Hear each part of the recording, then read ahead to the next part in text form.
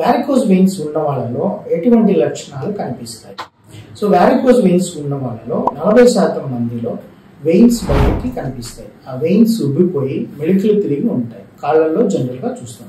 ఇది కాకుండా కొంతమందికి కాళ్ళ నొప్పులు ఎలా ఉంటాయంటే పొద్దున నిద్ర లేచినప్పుడు కాళ్ళ నొప్పులు తక్కువ ఉంటాయి.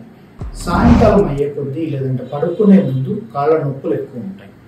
ఇది ఎందుకు అంటే రోజంతా నిలబడి కూర్చొని పనిచేసిన తర్వాత రక్తం అక్కడ ఆగిపోయి కాళ్ళల్లో ఆగిపోయి వాళ్ళకి పెయిన్ రావడం జరుగుతుంది. ఈ కాళ్ళల్లో పెయినే కాకుండా నొప్పే కాకుండా కాళ్ళలో వాపు కూడా రావడం జరుగుతుంది.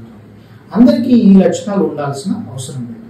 కొంతమందిలో సిరలను బయటకు చూస్తాం, కొంతమందిలో కాళ్ళ వాపు ఉండొచ్చు, కొంతమందిలో కాళ్ళ నొప్పి ఉండొచ్చు.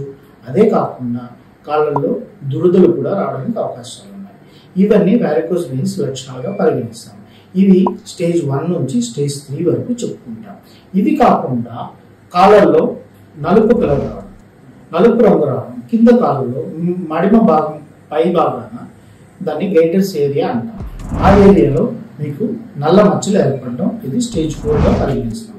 ఇది కాకుండా కాళ్ళల్లో పుళ్ళు రావడం, కాళ్ళ వాపు రావడం, వచ్చిన పుండ్లు ఆరకపోవడం, మానకపోవడం, ఎన్ని మందులు తీసుకున్నా ఎన్ని ఆపరేషన్ చేసుకున్నా మానకపోవడం, ఇవన్నీ వారికోజ్ వెయిన్స్ లక్షణాలు.